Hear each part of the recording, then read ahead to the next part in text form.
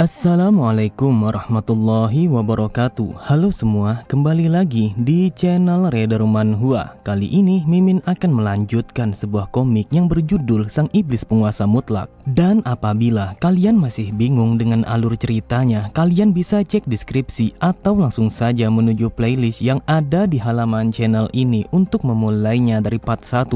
Tanpa basa-basi lebih jauh, mari kita masuk di part 19.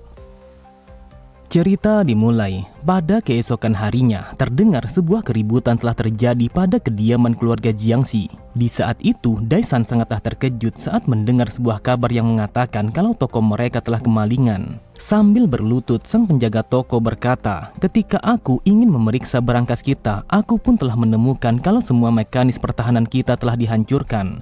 Oleh sebab itu, semua barang antik dan juga semua uang yang kita simpan di dalamnya telah menghilang begitu saja." Namun, aku merasakan ada sesuatu yang sangat janggal dari insiden ini. Ketika hari sudah malam, sang pemimpin aula dalam dari keluarga Aliansi Langit Utara telah datang berkunjung ke tempat kita. Bahkan dia datang ke tempat kita hanya seorang diri tanpa dikawal oleh satu orang pun para penjaga. Di saat itu ia telah menyerahkan sebuah artefak yang paling dihormati oleh kultus demonik, yaitu patung giok dewa iblis. Sontak Daisan sangatlah terkejut, matanya menyipit saat mengetahui kalau sang tetua dari Aliansi Langit Utara yang bernama Im Yunoh telah datang ke tempat mereka. Daisan berkata, "Bagaimana mungkin dia memberikan sebuah benda yang sangat berharga itu kepadamu?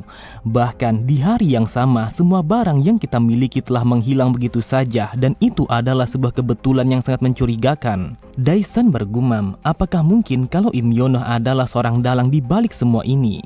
Akan tetapi dia bukanlah tipe seseorang yang berani datang dan melakukan sebuah tindakan seperti itu. Atau apakah mungkin kalau ini adalah sebuah tindakan yang ia lakukan atas keinginannya sendiri? Namun aku tidak percaya kalau dia akan senekat itu.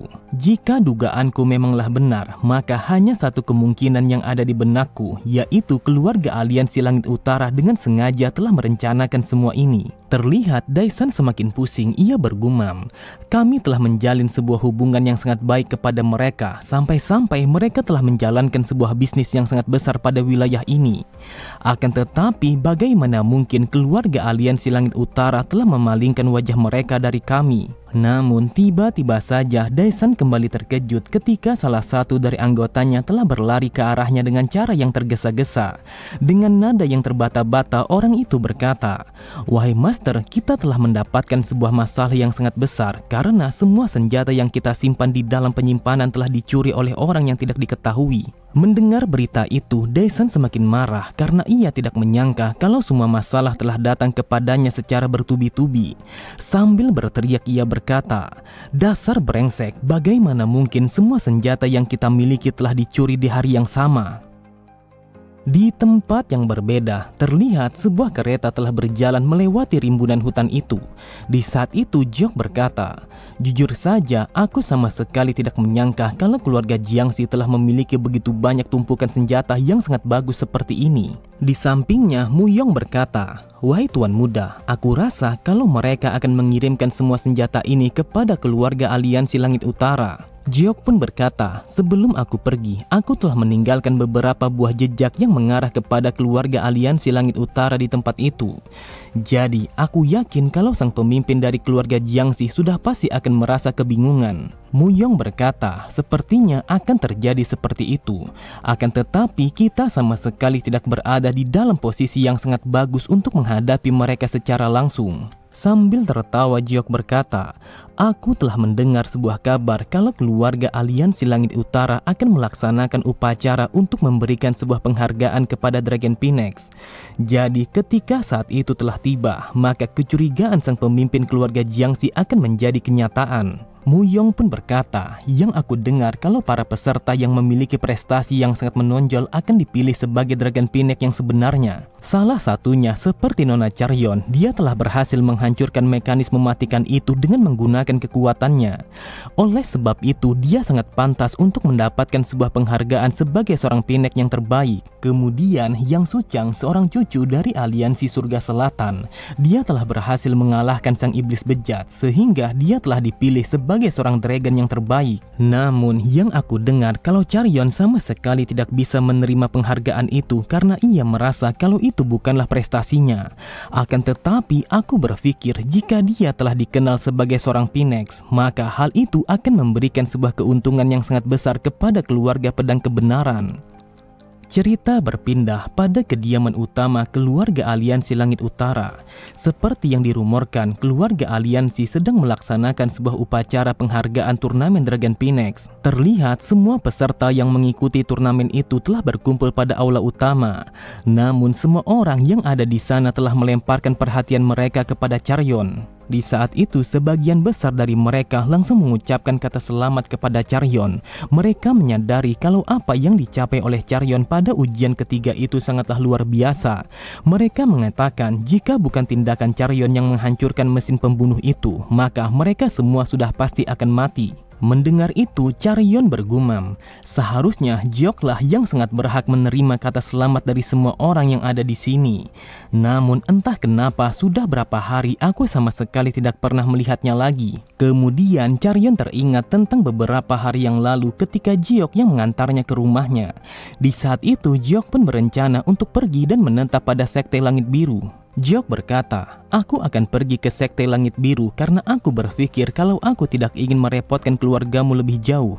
Mendengar perkataan Jiok, Charyon pun berkata, sejak kapan kau peduli dengan sesuatu yang seperti itu, sedangkan yang aku tahu kalau kau biasanya sama sekali tidak peduli. Namun yang aku tahu kalau kediamanmu sangatlah jauh dari tempat ini.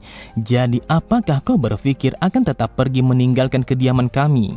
Akan tetapi, Charyon langsung terdiam ketika mendengar Jiok yang mengatakan kalau dia sama sekali tidak boleh menolak apabila ia dipilih sebagai seorang Phoenix terbaik pada turnamen itu. Sambil tersenyum, Jiok kembali berkata, Charyon, dengarkan aku baik-baik, kau telah berhasil menghentikan alat mematikan itu dengan menggunakan kekuatanmu sendiri. Jadi, kau memang pantas untuk menerima penghargaan itu.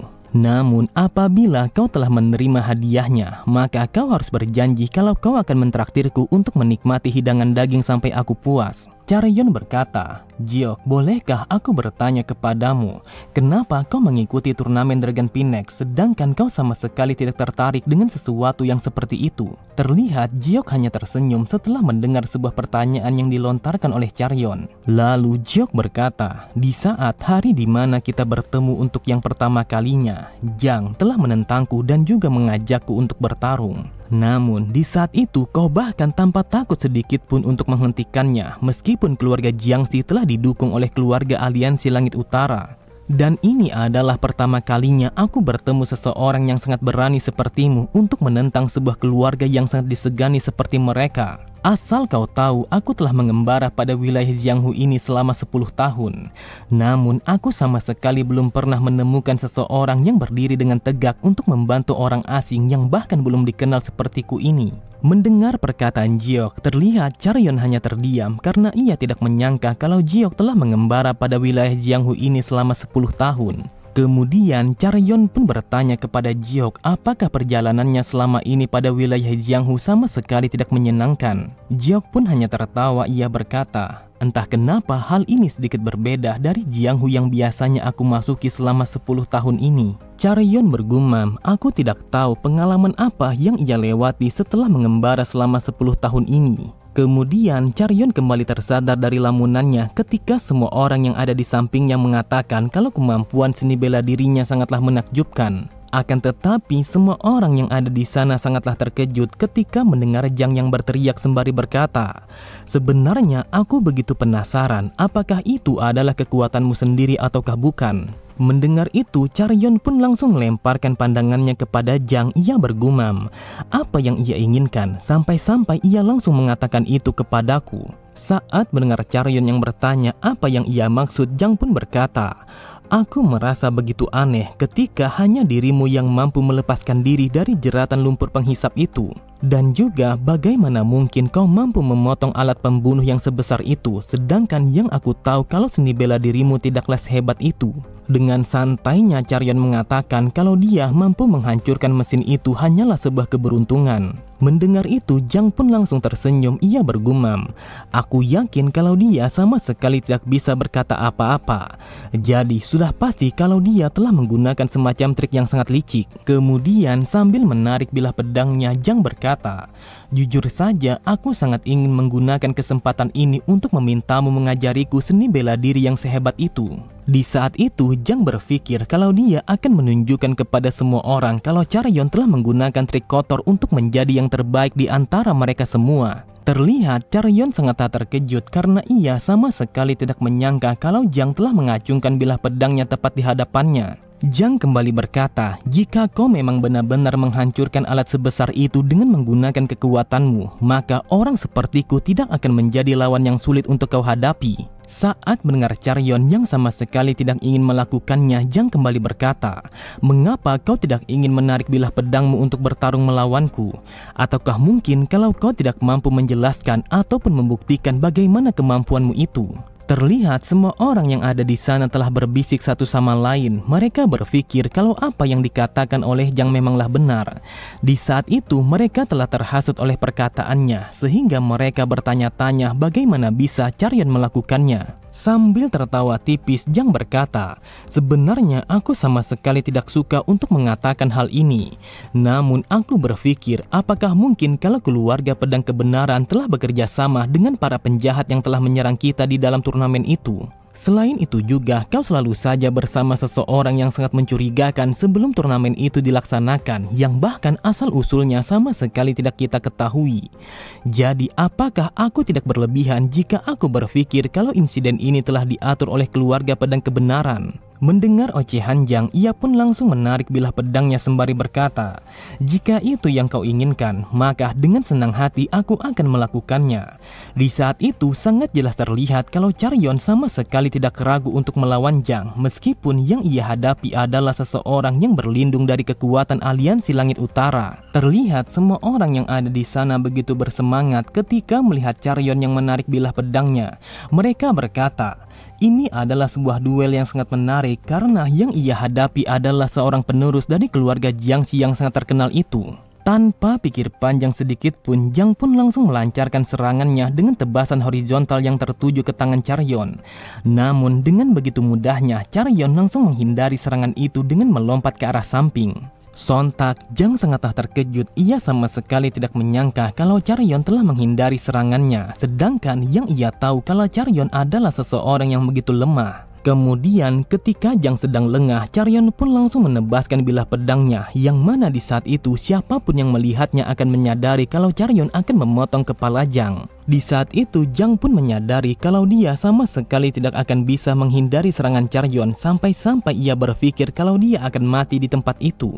Namun karena Chaeryeon sama sekali tidak berniat untuk membunuhnya, ia pun langsung memutar bilah pedangnya dan mengarahkan sisi tumpulnya kepada Jang. Seketika itu juga Jang pun sangatlah terkejut ketika pedang Chaeryeon telah menampar wajahnya dengan begitu kuat sehingga membuatnya langsung terluka begitu saja. Bahkan Jang sama sekali tidak menyangka kalau pedangnya telah terlepas dari genggamannya. Terlihat suasana di tempat itu telah menjadi sunyi karena semua orang yang ada di sana sama sekali tidak menduga kalau Chaeryeon telah mempermalukan keluarga Jiangxi di hadapan orang banyak seperti itu. Kemudian sambil berpaling meninggalkannya, Chaeryeon berkata, "Katakan kepadaku, apakah kau merasa puas setelah bertarung melawanku?"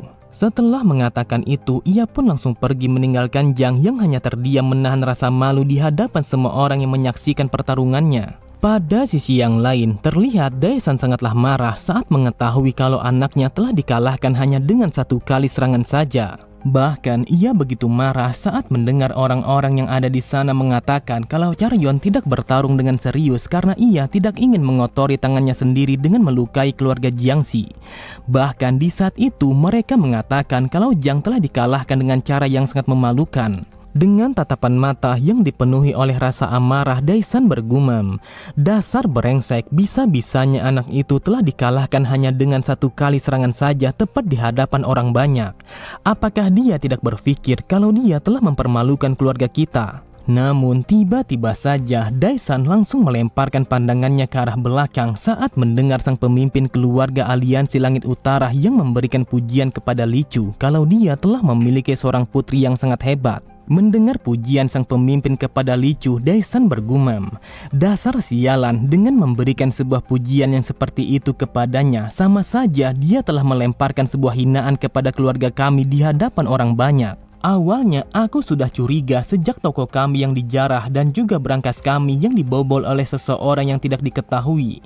Tetapi dengan melihat betapa dekatnya sang pemimpin dengan keluarga pedang kebenaran, maka aku pun menyadari kalau mereka adalah pelakunya. Dengan naiknya reputasi keluarga pedang kebenaran, maka bajingan itu telah berencana membuang kami dan memilih untuk membangun sebuah hubungan dengan mereka. Namun, aku sama sekali tidak bisa hanya duduk berdiam diri dan membiarkan hal ini akan terjadi begitu saja.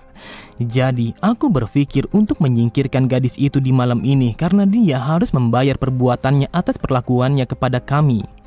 Cerita berpindah pada kediaman Jiok yang berada pada wilayah pegunungan. Di saat itu, Jiok telah bersantai sambil menikmati keheningan malam itu bersama Muyong. Muyong berkata, "Wahai tuan muda, apakah kau telah mengalami kesulitan untuk tidur setelah kita berpindah ke tempat ini?" Sambil tersenyum, Jiok berkata, "Meskipun aku sama sekali tidak terbiasa di tempat ini, namun aku harus fokus untuk membangun sekte ini karena ada begitu banyak sesuatu yang harus aku lakukan di tempat ini." Muyong kembali berkata, "Wahai tuan muda, bolehkah aku bertanya mengapa kau tidak ingin menghadiri upacara penghargaan yang akan diberikan kepada Charyon?" Jiok pun berkata, "Aku yakin kalau Charyon akan berpikir kalau dia telah mengambil hadiahku. Jadi jika aku datang untuk menyaksikannya, maka hal itu akan membuatnya merasa tidak nyaman." Mendengar itu, Muyong bergumam, "Aku sama sekali tidak menyangka kalau tuan muda telah memikirkan tentang wanita sampai sejauh itu." Kemudian Jiok pun melemparkan pandangannya ke arah langit. Ia berkata, "Jujur saja, entah kenapa aku merasakan kalau ada sesuatu yang terasa begitu aneh." Di saat itu, Jiok merasakan bahwa firasatnya mengatakan kalau di malam itu akan terjadi sesuatu yang sangat berbahaya. Oke semua, cukup sampai di sini dulu pembahasan alur cerita kita. Sampai jumpa di video selanjutnya. Wassalamualaikum.